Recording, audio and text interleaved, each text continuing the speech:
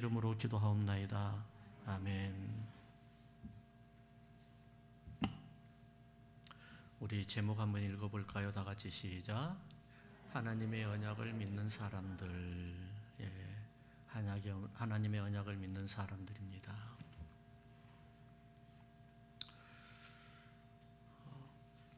성경을 읽다가 보면은 유난히 눈에 띄는 단어가 두 단어가 있습니다. 한 단어는 뭐냐면요, 낳고. 그렇죠? 어디죠? 마태복음 1장에 보면은 낳고 그러거든요. 근데 아담이 범죄하고 난 다음에 그 다음에 인류의 조상을 이야기할 때는 죽고를 이야기를 해요. 신기하잖아요. 의도적인 것 같지도 않아요. 그렇죠? 무슨 말이냐면은 죄의 결과는 죽고 예수님의 결과는 낳는다는 거예요. 생명이.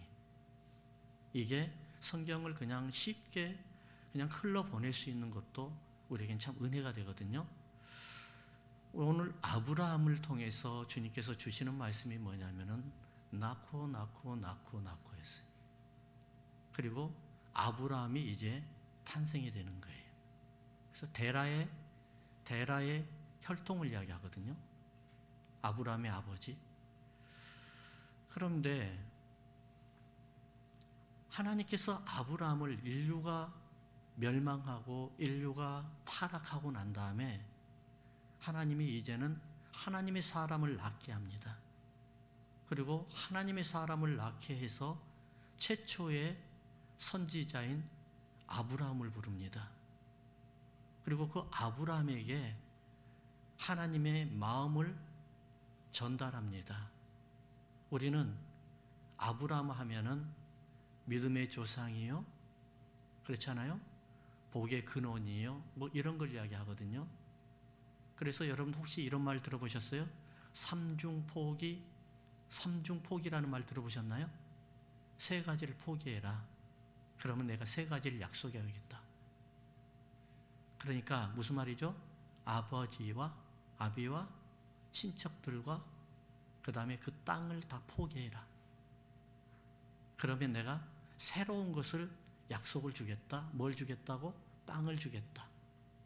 그 다음에 너의 자녀들을 모래처럼 하늘처럼 병을처럼 많게 해주겠다. 그 다음에 또 뭐죠? 바로 복의 근원이 되겠다. 내가 너를 항상 지키면서 너와 동행하면서 너를 복주는 자에게 복을 주겠다 라고 이야기를 하거든요. 세 가지를 다 모아보니까 뭐가 되죠? 나라가 되는 거예요. 나라는 주권이 있어야 되고 또 백성이 있어야 되고 영토가 있어야 돼요. 둘 중에 하나만 없어도 나라가 안 돼요. 그래서 이스라엘 백성들이 2000년 동안 세계를 또 돌아다녔어요. 영토가 없어서. 주권도 있었고 백성도 있었는데 영토가 없으니까 또 돌아다니다가 48년인가요? 47년인가요? 그때 이스라엘이 정식으로 국가로 인정을 받아요. 영토 때문에. 자, 그러면은 하나님이 아브라함에게 사명을 주신 게 뭘까요? 하나님이 나라를 세우라는 거예요. 여러분, 신년에 우리가 참으로 제가 신년부터 복복하고 얘기가 좀 그런데 여러분 좀 용서하시고 들으시기 바랍니다. 저는 별로 그렇게 복복을 별로 설교할 때 좋아하지는 않아요. 오직 십자가의 은혜만 이야기를 하고 싶어요. 근데 오늘은 이런 말씀을 드려야 될 것 같아요. 내가 정말로 하나님 앞에 복을 누리고 싶으면 어떻게 해야 돼요? 하나님의 마음을 감동시키면 되죠. 그렇잖아요? 그러면은 하나님이 무엇 때문에 아브라함을 부르셨을까요? 에덴 동산을 아담을 통해서 폐허로 만들어버리니까 하나님이 너무너무 가슴이 아팠던 거예요. 왜냐하면은 하나님의 자녀들과 함께 누리고 싶은 그 영토, 땅, 하나님의 나라, 하나님의 집, 그것을 폐허로 만들어버리니까 한마디로 아담이 부도 맞아버린 거예요. 뺏겨버렸잖아요. 사기당했잖아요, 사단에게. 그러니까 하나님 너무너무 가슴 아파가지고 하나님을 나라를 세우고 싶은 거예요. 왜요? 하나님의 자녀들과 함께 즐겁고 행복하게 그들과 함께 하고 싶어서. 그래서 아브라함을 부르신 이유가 뭐예요? 세 가지를 포기해라. 그 세 가지는 뭐냐? 바로 죄의 산물이란다. 그 나라는 죄의 사단의 나라였단다. 그러니까 아버지와 본토와 친척을 떠나라. 그리고 내가 주는 약속의 땅으로 가서 내가 주는 너의 씨를 통해서 내가 주는 하늘의 신령한 주권을 통해서 네가 다시 나라를 세워라. 이것이 바로 하나님께서 아브라함에게 주셨던 약속의 말씀이에요. 자, 12장 1절을 한번 읽어볼까요? 자, 시작. 여호와께서 아브라함에게 이르시되 너는 너의 고향과 친척과 아비의 집을 떠나 내가 네게 보여줄 땅으로 가라. 자, 어떤 성경에는 지시할 땅으로 가라 그렇게 이야기를 했는데, 자, 내가 너에게 보여줄 땅으로 간다. 근데 그 보여줄 땅이 어딜까요? 5절을 한번 읽어볼래요? 5절. 창세기 한번 펴보고요. 다시 잠깐만요. 저도 좀 펴볼게요. 12장 5절 다 같이 시작. 아브라함이 그의 아내 사레와 조카 롯과 하란에서 모은 모든 소유와 얻은 사람들을 이끌고 가나안 땅에 가려고 떠나서 마침내 가나안 땅에 들어갔더라. 하나님이 내게 보여줄 땅이 무슨 땅이에요? 가나안 땅이었어요. 그래서 이제는 아브라함이 마침내 가나안 땅으로 들어가는 거예요. 이 가나안 땅이 어떤 땅일까요? 하나님이 다시 제2의 에덴 동산으로 계획한 땅이었어요. 하나님의 나라로 만들기 위해서 계획한 땅이었어요. 그러니까 하나님의 플랜은 가나안이었어요. 조금 더 쉽게 이야기할까요? 하나님의 플랜은 이교회에 세워진, 이 땅에 세워진 하나님의 임신의 나라, 교회라는 거예요. 여러분 믿습니까? 하나님의 플랜은 바로 교회를 통해서 하나님의 백성들에게 은혜를 유통시키고 하나님의 복을 유통시키고 하겠다는 거예요. 예. 신년 예배가 이 정도로 중요해요. 그리고 교회 나와서 예배 드리는 게 이렇게 중요한 거예요. 자, 그렇게도 하나님께서 꿈꾸던 땅을 가나안에 들어가니까 다른 사람들이, 다른 민족들이 살고 있는 거예요. 불법 점령하고 살고 있는 거예요. 물론 이 땅에는 모세가 이제 훗날에 그곳을 통해서 인생을 걸었던 땅입니다. 젖과 꿀이 흐르는 땅이라고 이야기합니다. 가나안 땅에 젖과 꿀이 흘렀나요? 여러분들이 사람의 눈으로 보면 가나안 땅이 젖과 꿀이 흐르는 땅이라고 할 수가 없어요. 왜 젖과 꿀이 흐르는 땅인 줄 아세요? 그곳에 하나님이 계시기 때문에 그러는 거예요. 하나님의 임재가 있기 때문에. 신명기서의 가나안 땅을 소개할 때 뭐라고 이야기하나요? 비가 오면 물이 고이지도 않은 땅이에요. 협곡이 많아가지고 비가 오면 비가 그대로 흘러내려 버려요. 농사하기도 힘든 땅이에요. 그곳이 바로 가나안 땅이에요. 근데 왜 젖과 꿀이 흐르는 땅이에요? 하나님이 그들과 함께 하시고 하나님이 그들을 통해서 복을 주시기 때문에 그곳이 바로 소망의 땅이요, 인생의 땅이요, 하나님의 복 주는 땅이요, 그것이 바로 모세가 인생을 걸 만한 땅이었다는 거예요. 그 땅이 바로 젖과 꿀이 흐르는 땅이라는 사실을 믿으시기 바랍니다. 우리가 이것을 조금 더 좁혀서 이야기하면 이게 교회라는 거예요. 교회가 바로 젖과 꿀이 흐르는 하나님의 몸된 교회라는 거예요. 자, 5절부터 7절을 한번 읽어보십시다. 12장 5절부터 7절 다 같이 시작. 아브라함이 그의 아내 사레와 조카 롯과 하란에서 모은 모든 소유와 얻은 사람들을 이끌고 가나안 땅으로 가려고 떠나서 마침내 가나안 땅에 들어갔더라. 아브라함이 그 땅을 지나 세겜 땅 모래 상수리 나무에 이르니 그때에 가나안 사람이 그 땅에 거주하였더라. 여호와께서 아브라함에게 나타나 이르시되 내가 이 땅을 네 자손에게 주리라 하신지라. 자기에게 나타나신 여호와께서 그가 그곳에서 제단을 쌓고 라는 말씀을 하셨습니다. 자, 하나님께서 여러분 아브라함이 잠시만 좀 아브라함으로 좀 돼보세요. 아브라함의 마음으로 들어가 보세요. 세상에 하나님께서 나타나셔가지고 아브라함에게 야 아브라함아 내가 너에게 보낼 땅 지시할 땅으로 내가 너를 인도할 테니까 그곳으로 갈 수 있겠냐? 라고 갔단 말이에요. 하나님이 말씀하시니까 그곳은 바로 엄청난 땅이겠지. 그냥 수고하지 않고 노동하지 않아도 엄청나게 아마 복이 땅이겠지 하고 갔거든요. 근데 가나안 땅에 들어가니까는 누가 있었어요? 아까 가나안 민족들이 살고 있었단 말이에요. 이방 민족들이 살고 있었단 말이에요. 그러다 보니까 그곳에 가서 아브라함이 이제 생명의 위협을 느낀단 말이에요. 그리고 또 가뭄이 들었단 말이에요. 먹을 게 없단 말이에요. 그러다 보니까 가나안에서 이거는 아닌가 보다 라고 실망을 해요. 그러고 난 다음에 가나안을 떠나려고 그래요. 그러니까 아브라함이 떠나려고 하니까 하나님이 급하게 또 뭐라고 이야기하냐면 이렇게 말씀하시잖아요. 7절에 여호와께서 아브라함에게 나타나 이르시되 내가 이 땅을 네 자손에게 주리라 하신지라 자기에게 나타내신 여호와께서 그가 그곳에서 제단을 쌓았다는 거예요. 자, 아브라함이 참 갈등이 생기는 거예요. 머물러야 될까? 아니면 떠나야 될까? 결론은 아브라함이 떠나잖아요. 애굽에 가서 참으로 우리말로 망신을 당하잖아요. 그러고 난 다음에 다시 또 가나안으로 오는데 중요한 건 뭐냐면은 아브라함이 참 많이 실망하고 있었던 이때 하나님께서는 뭐라고 약속을 하시냐면은 약속을 언약의 말씀으로 해주세요. 하나님의 말씀으로 해주세요. 보여줘야 될 거 아니에요. 뭔가 보여주면서 하나님 해주셔야 될 거예요. 아니에요. 그렇죠? 그러니까 우리 예수님께서 하시는 말씀이 뭐예요? 보지 않고 믿는 믿음이 큰 믿음이라는 거예요. 할렐루야. 믿음이에요. 믿음은 언약의 하나님께서 약속의 말씀을 그것을 믿고 가는 거예요. 보여주는 데 간다. 이거는 세상 사람들이란 말이에요. 아브라함은 지금 세상 사람과 다름이 없어요. 이제 막 떠나온 거예요.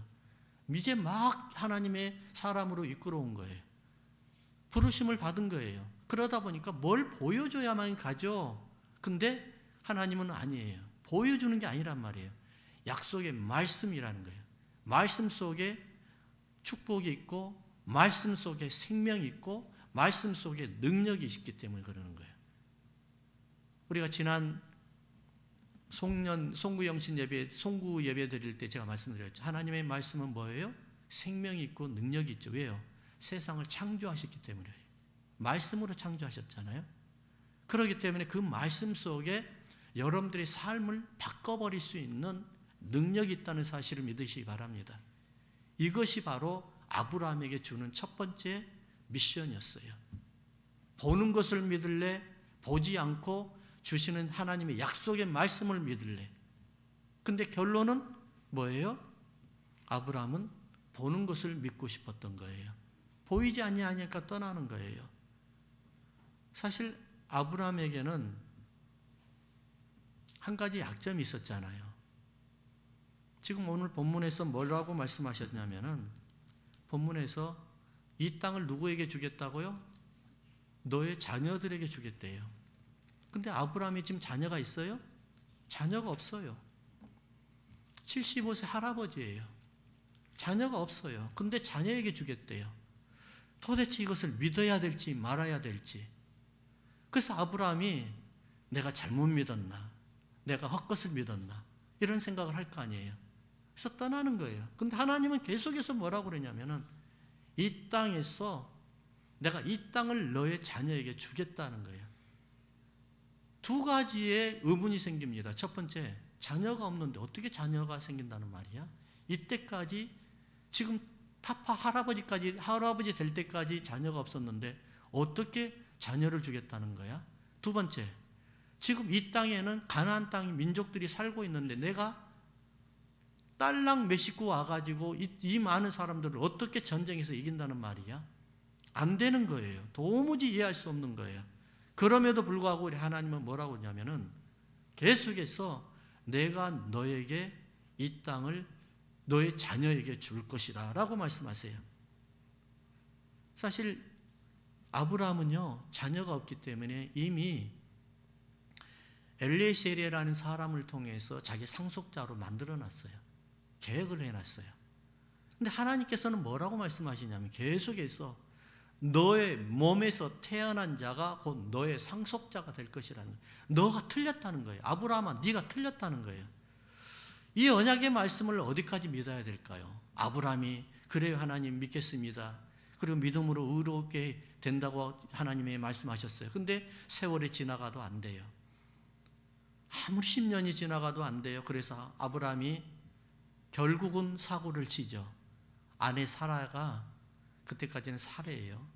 아내 사라가 하갈이라는 종을 데리고 종을 통해서 아들을 얻고 싶었어요. 상속자를.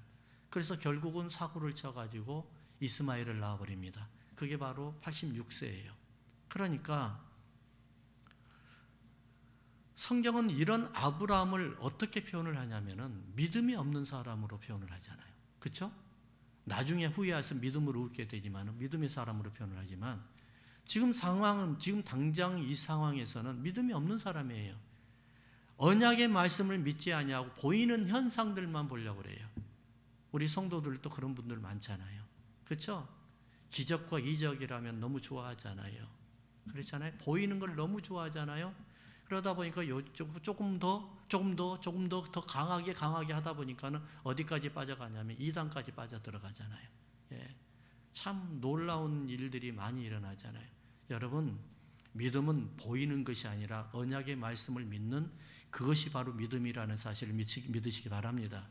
올 한 해는 꼭 이거를 명심하세요. 믿음은 언약의 약속의 말씀을 믿는 거예요. 그 믿음의 약속을 믿고 가는 거예요. 자, 하나님의 언약을 신뢰하지 못했던 그 아브라함이 이제는 나중에는 하나님의 언약을 아주 자기의 삶으로 받아버립니다. 자, 이제 하나님께서 언약의 말씀을 성취해야 되는데 이스마엘을 낳아도 안 돼요. 그리고 이스마엘이 이제 자기 후계자로 생각을 했어요. 근데 한참 지나가잖아요. 이럴 때 우리는 어떤 생각을 할까요, 여러분? 많은 사람들이 기도 응답을 우리가 받았어요. 그렇죠? 분명히 기도 응답을 받았어요. 그랬는데 기도 응답을 받았는데 1년이 지나가고 2년이 지나가도 응답이 없는 거예요. 보여지지 않는 거예요. 내가 헛것을 봤나? 내 감정에 내가 사로잡혀서 그랬나? 헷갈려요. 혼란스러운 거예요. 사실 그렇잖아요. 아브라함에게 네 자녀를 통해서 너의 상속자가 될 것이라, 네 몸에서 태어난 아이가 너의 상속자가 될 것이라 라고 말씀하셨는데 그 말씀이 세월이 한참을 지나가도 안 되는 거예요. 이스마엘을 통해서도 그래서 이스마엘인 줄 알았어요. 그런데 그럼에도 불구하고 이스마엘을 통하고 낳고 난 다음에 하나님이 아브라함과 대화를 딱 끊어버립니다. 예, 한참 이제는 대화를 끊어버려요. 하나님이 실망하신 거예요. 예. 그러고 난 다음에 한참 있다가 그때서야 아브라함이 99세, 100세 때예요. 그때서야 이제 하나님께서 너의 몸으로 태어날 자가 바로 너의 상속자가 될 것이다 라는 거예요. 참 혼란스럽잖아요. 하나님이 언약을 믿으라는 사인으로 우리에게 주셨어요. 어떤 사인을 여러분 믿어야 돼요? 한번 볼까요? 첫 번째 따라 하십시다. 자, 다 포기할 때까지 기다리시는 하나님. 믿습니까? 다 포기할 때까지 기다리시는 하나님이에요. 사람의 방법이 아니라는 거예요. 사람의 손길이 아니면 도저히 할 수 없다는, 그러니까는 사람의 손길로는 도저히 할 수가 없고 오직 하나님의 손길이 아니면 할 수 없다는 그 인정이 나올 때까지 하나님이 기다리신다는 거예요. 신기하잖아요. 하나님 이왕 주실 바에는 좀 미리 좀 주시지 왜 이렇게 그냥 뜸들이고 주십니까? 라고 기도하신 분들 제가 들어봤거든요. 네, 진짜로 그래요. 저도 그럴 때가 너무 많아요. 근데 하나님의 방법은 뭐냐면은 네가 다 포기해라. 네가 손 들어라. 그러면 내가 너에게 그때서야 내가 주겠다, 내려주겠다 하는 하나님의 말씀인 거예요. 참 이것을 보면 어떻게 보면 굉장히 모험적인 거잖아요. 모험이에요. 언약의 말씀을 기다려야 할지 아니면 더 늦기 전에 내 힘으로 내가 힘이 있을 때 그것을 해야 될지 참으로 이거는 선택해야 될 참으로 모험에 가까운 선택을 해야 될 때가 있었어요. 16절 17절 다시 한번 읽어볼까요? 한번 16절 17장입니다. 창세기 17장 16절 17절 한번 펴보세요. 창세기 17장 16절과 17절입니다. 시작. 내가 그에게 복을 주어 그가 내게 아들을 낳아주게 하며 내가 그에게 복을 주어 그를 여러 민족의 어머니가 되게 하리니 민족의 여러 왕이 그에게서 나리라. 아브라함이 엎드려 웃으며 마음속으로 이르되 100세 된 사람이 어찌 자식을 낳을까? 사라는 90세니 어찌 출산하려 하고. 야, 진짜 아브라함이 우리가 아브라함이었다고 해도 더 그랬을 것 같아요. 아브라함이 하나님께서 이렇게 말씀하시니까 듣기는 들어야 되는데 속으로는 웃고 계셨어요. 웃고 있었어요. 하나님 어찌하여 나에게 이런 말씀하십니까? 예, 알겠습니다 해놓고 웃는 거예요. 그리고 또 사라는 안 그래요? 사라에게도 네가 너의 몸으로 태어난 아이가 너의 상속자가 될 것이다. 그러니까 사라도 웃어요. 그냥 에이, 하나님 그 말씀도 안 되는 말씀 하지 마세요. 나 지금 다 끝났는데 육신으로는 이제는 다 끝났는데 어찌 생명을 생산할 수 있습니까? 말도 안 되는 말씀 하지 마세요. 그렇게 이야기한단 말이에요.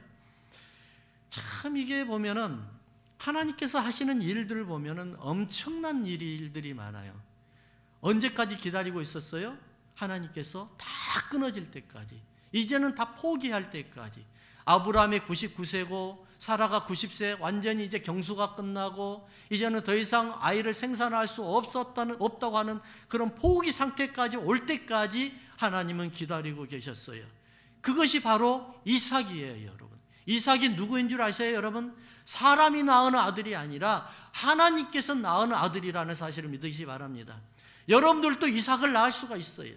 여러분들도 새로운 생명과 하나님의 능력의 복을 낳을 수가 있어요. 어떻게 해요? 사람이 만들 수 없는 것을 하나님께서 하신다는 사실, 언약의 말씀만 믿고 나아가면 하나님께서 하시는 열매가 여러분들 가정 속에 여러분들 맺히기를 주의 이름으로 축원합니다.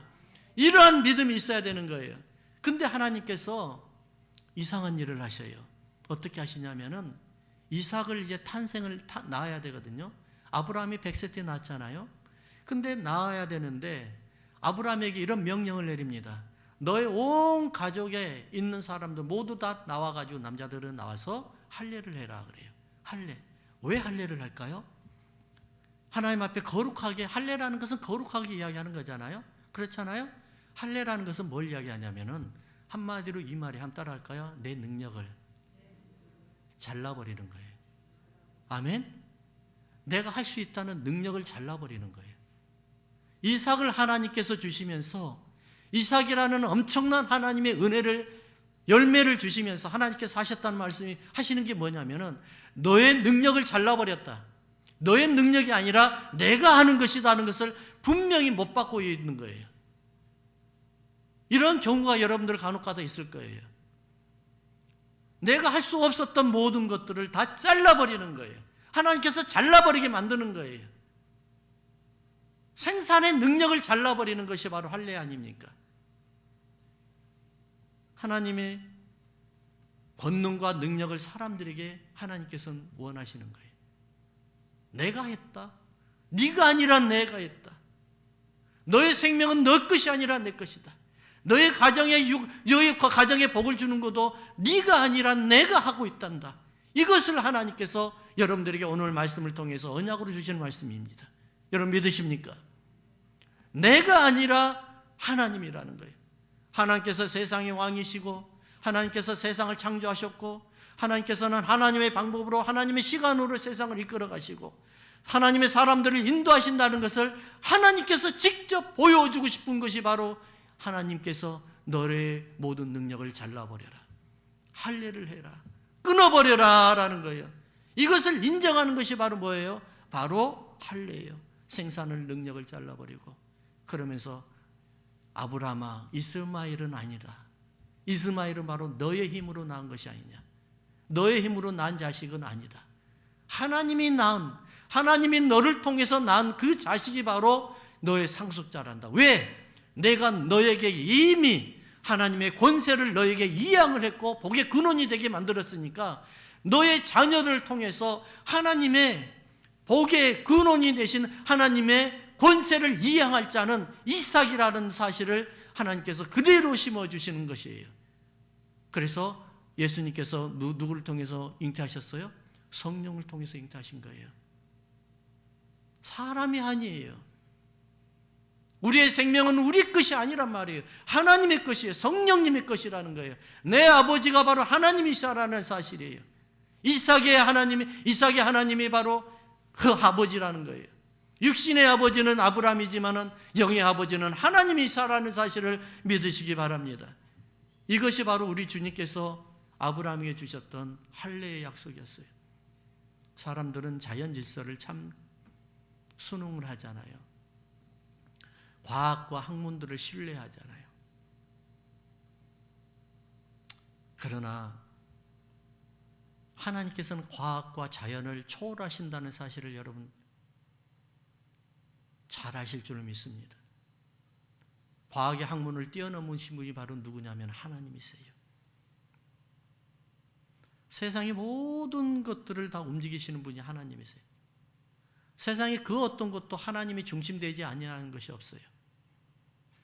내가 움직이는 것, 내가 어디 마음을 먹고 마음을 품고 가려고 하는 것, 내가 계획하는 것, 내가 누구를 만나게 하는 것, 모든 것이 바로 하나님이 중심이 되어 있었어요. 내가 아무리 큰 업적을 쌓아도 그것은 바로 하나님의 은혜라는 사실을 믿으시기 바랍니다. 어느 날 예수님께서 베다니에서 복음 전도를 하고 계셨어요. 이때 어떤 사람을 통해서 마르다의 오라비 나사로가 죽게 되었다는, 병이 들었다는 소식을 전합니다. 예수님께서는 말씀하십니다. 많은 사람들에게 나사로가 병든 것은 하나님의 영광을 위한 것이다 라고 말씀합니다. 그리고 지체를 합니다. 속지 가야 되는데 안 갑니다. 하루를 지나가고 이틀이 지나가고 사흘이 지나가고 나흘째, 장사한 지 나흘 만에 집에 딱 도착합니다. 그리고 그 무덤에 묻혀 있었던, 무덤에 있었던 나사로에게 다가갑니다. 이때 마르다가 뭐라고 이야기하냐면은, 마르다가 예수께 여짜오되 주께서 여기 계셨더라면, 이것이 중요해요. 주께서 여기 계셨더라면 내 오라버지가 죽지 아니하였겠나이다. 여러분들의 믿음이 어떤 믿음일까요? 하나님을 스스로 한계로 만들어버린 믿음 아닌가요? 내 눈으로만 보여야만 우리 하나님이 능력을 발휘하나요? 마르다가 그렇지 않습니까? 지금 주께서 여기 계셨더라고 하면은, 나사로 옆에 계셨다고 하면은 나사로가 죽지 않았을 텐데 왜 인제서 오십니까? 라고 이야기를 하는 거예요. 여러분, 눈에 보이는 하나님만 믿으세요? 눈에 보이지 아니하는 하나님은 안 믿나요? 이게 언약이에요. 마르다의 한계예요. 이것이 바로 또 우리의 한계라고도 볼 수 있는 거예요. 믿음은 보이지 아니하는 것들의 증거예요. 증거. 여러분들을 통해서 나타난 열매의 증거란 말이에요. 그 믿음이 바로 여러분들의 믿음이 되기를 주님의 이름으로 축원합니다. 결국 나사로가 살아나잖아요. 왜 4일 만에 무덤에서 썩은 냄새가 진동하는데 그때는 주님께서 가셨어요? 하나님의 영광을 위해 했다고 그랬어요. 하나님이 하셨다는 거예요. 사람이 하셨다는 게 아니에요. 하나님이 하셨다고 다 포기할 때 우리 하나님께서는 여러분들을 통해서 이끌어 주시고 세워주시고 올 한 해가 2022년을 하나님의 열매가 가득 맺히게 그대로 여러분들을 도우실 줄로 믿습니다. 두 번째 3절, 12장 3절 한번 볼까요? 12장 3절.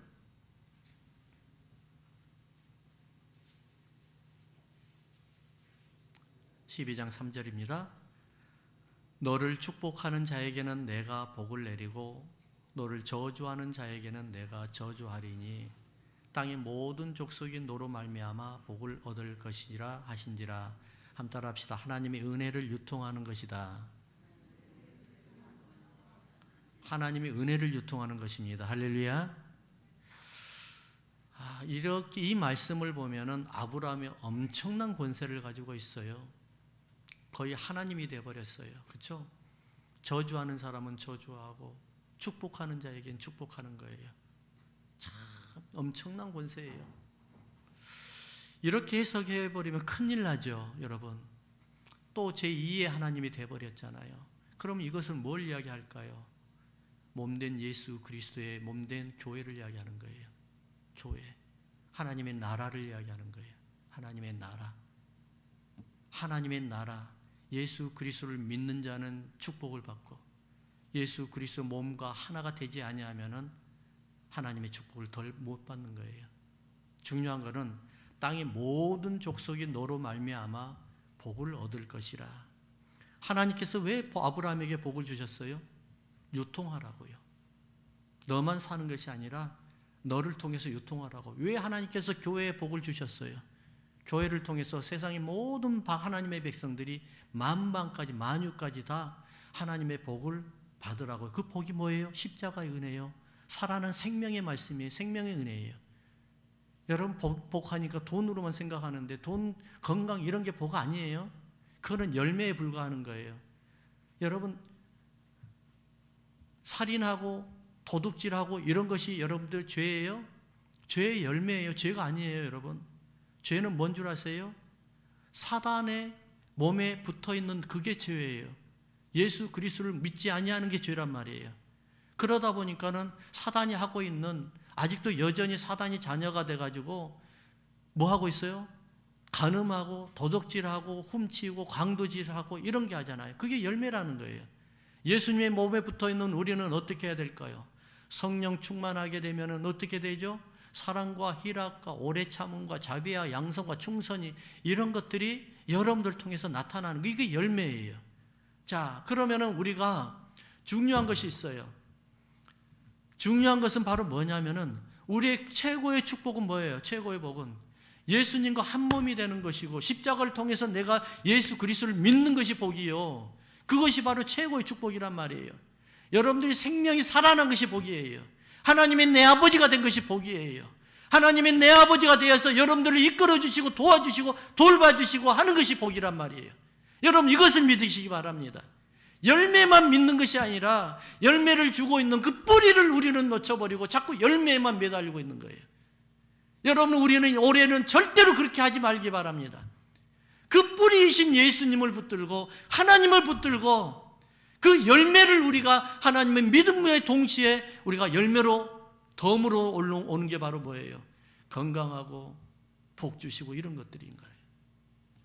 다른 것은 몰라도 여기서 우리가 분명히 알아야 될 것이 있어요. 하나님께서 아브라함에게 순종을 잘하셔서 복을 준 게 아니에요. 사실 여러분 지금까지 우리가 아브라함을 통해서 봤는데 아브라함이 순종을 잘했나요? 일반 민족들에게 유통할 수 있는 그릇이 되라는 거예요. 여러분들에게 왜 하나님께서 그 복의 열매를 주시고 복의 뿌리를 주셨고 근원을 주신 줄 아십니까? 여러분들에게 왜 생명을 주신 줄 아십니까? 그 생명을 유통하라는 거예요. 믿지 아니하는 자, 죽어가는 자들의 영혼들에게 살리라는 거예요. 전도하라는 거예요. 가난한 자들에게 하나님께서 내게 주시는 그 열매를 통해서, 재물의 열매를 통해서 가난한 자들에게 나눠주고 베풀어주고 이끌어주고 하라는 것이에요. 장자가 되라는 겁니다. 장자. 저희 교회가 창립될 때 선교를 위해서 창립이 되었어요. 선교가 중심이 되어야 된 교회로 창립이 됐어요. 선교가 무엇이에요? 유통하는 기관 아닙니까? 유통하는 거. 이방 민족들에게, 이웃들에게 생명을 유통시키고 예수 그리스도를 유통시키고 십자가의 은혜를 유통시키고 이런 것이 선교잖아요. 우리가 어느 날 참 온두라스 산 오지 산입니다. 저 위에 1500m 위에 있는 요로라는 곳이 있어요. 거기를 처음에 올라갔는데 세상에 아이들이 다들 눈이 빨개요. 그리고 배는 볼록 나왔어요. 몸은 빼빼 말랐어요. 배는 볼록 나와가지고, 그리고 애들이 흙을 주워 먹고 있고, 다 회충이 있어가지고요, 고개를 그냥 힘이 없어가 설렁설렁 흔들고 있어요. 참 기가 막히더라고요. 신발이 없어요. 신발 하나도 안 신고 다녀요. 그리고 옷도 다 찢어졌어요. 근데 거기서 놀라운 현상 하나를 발견했어요. 애들이 구슬치기를 하고 있더라고요. 우리하고 똑같이 구슬치기 하는 거 거기도 하고 있더라고요. 너무 놀랐어요. 그래서 안 되겠다 싶어가지고 한국에다가 회충약을 오다를 했어요. 그때 당시에 하나에 200원이었어요. 그때 굉장히 비쌀 때였는데 공장에서 직접 가져왔어요. 그래가 회충약을 다 하나씩 나눠줬어요. 가서 집에 가서 먹으라 하니까 어린아이들 할 거 없이 어른들도 다 나눠주니까는 나중에 들리는 소문이 뭐냐면은 이게 비타민이라고 그래요. 거기는 비타민이라고 그래가지고 엄마들이 자기는 안 먹고 애를 하나를 더 줘버린 거예요. 그러니까 애들이 그냥 애들만 멍청 먹고 자기는 안 먹는 거예요. 해충약을. 그래서 안 되겠다 해가지고 더러운 진짜 계속 다른 사람이 먹었던, 지금은 어림도 없죠. 컵 하나 놓고 그 다음에 물 사다가 물 계속 따라서 보는 데서 다 먹여가지고 보냈어요. 다 먹여서. 나중에는 우리가 말하는, 흔히들 말하는 여러분들이 때깔이라고 그러잖아요. 얼굴이 살아나기 시작을 해요. 배가 들어가기 시작해요. 그러고 난 다음에 열심히 옷도 갖다 줬어요. 자바시장에 가니까는 반품되는 것들, 이런 것들을 굉장히 많이 주시더라고요. 처음에는 그러니까는 입다음 남은 것들을 가져가니까는 거기에 싸가지고 그 이민 가방에 싸가지고 가니까 딱 여니까는 빨아도 냄새가 나더라고요. 이게 참 신기하지. 그래서 그걸 절대 못 주겠더라고요. 그래서 새 옷을 갖다가 나눴어요. 나중에 그 지역이 완전히 변해버리더라고요. 근데 놀라운 현상이 일어났어요. 교회가 30명, 40명밖에 안 된 교회가 600명, 700명이 되어버린 거예요. 3년 만에. 유통하는 복이 이렇게 큰 복이라는 사실입니다. 저희 교회가 지금 6개 교회를 세웠잖아요. 물론 저희 교회만이 배운한 게 아니라 도움을 받아서 세운 교회도 있습니다. 우리 교회가 처음에 교회를 세울 때 우리 교회는 남해 교회에서, 미국 교회에서 새방살이를 살고 있고 렌트비가 너무너무 부족해가지고 렌트비 내려고 하는데 하나님 어느 날 기도하는데 교회를 지으라고 해가지고 그 돈을 몽땅 교회 준다고 하니까는 우리 재정하는 그때는 안수 집사님이셨는데 안수 집사님하고 계속 그냥 악유했어요. 목사님 이거 안 하면은 우리 렌트비 없습니다. 그래도 하나님 하시라니 갑시다. 그래가지고 그분이 순종해 주셨어요. 너무 감사하죠. 우리 교회가 지금까지 이렇게 잘 하나님의 보호하심이 있는 것이 바로 그 은혜가 아닌가 하는 생각이 들어요. 유통하는 복이에요. 유통하는 복. 그 교회를 여러분 한 교회를 세우는데 그 다음에 계속해서 우리 그게 목회자들, 전도사들을 담임으로 세웠잖아요. 그럼 저는 맨날 1년에 2번씩 가가지고 거기서 세례식을 하잖아요. 근데 세례식 하려고 이들을 다 전도해가지고 모아놔요. 근데 우리가 사례를 줘야 될 거 아니에요. 사례 안 줍니다, 여러분. 그러면 어떻게 하느냐? 그들이 다 자체적으로 돌아갈 수 있도록 만들어놨어요. 한 푼도 선교 안 합니다. 그렇다고 이것이 잘하는 것이 아니고 사례하면 좋겠죠. 하지만 그들이 다 자체적으로 돌아가 돼지 은행을 만들어가지고 돼지를 길러서 이들이 다 자체적으로 돌아가게 만들었어요. 우리는 올해 한 해는 더 많은 교회를 좀 세우고 싶어요, 여러분.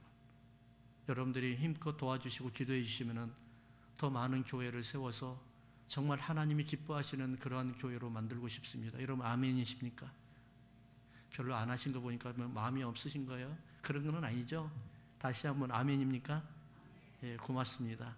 예, 아무튼 중요한 거는 여러분 오늘 저희가 새해 첫날, 첫 주일날 예배드리는 말씀, 언약의 약속의 말씀을 믿고 주님께서 여러분들에게 어제 그리고 또 그제 어떤 하나님이 꿈을 주셨는지 또 마음의 감동을 주셨는지 말씀을 어떤 말씀을 뽑으셨는지 잘 모르겠으나 분명한 것은 그 말씀에 생명이 있다는 사실입니다. 그리고 말씀에 여러분들의 그 말씀에 은혜가 있고 여러분들의 인생이 달려있고 2022년이 달려있다는 사실을 믿으시기 바랍니다. 우리 함께 조용히 여러분 기도하십시오. 성찬식을 하겠습니다.